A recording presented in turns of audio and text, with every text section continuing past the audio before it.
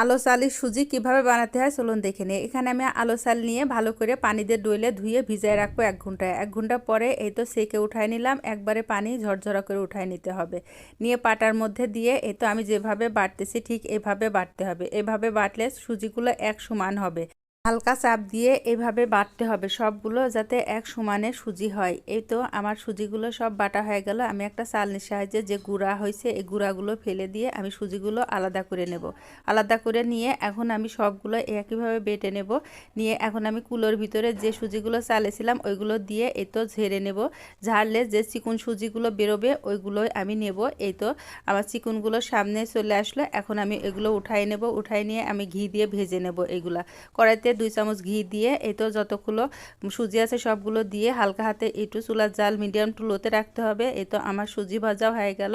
আমার ভিডিওটা যদি ভালো লাগে অবশ্যই গঠনমূলক কমেন্ট করবেন, পেজটি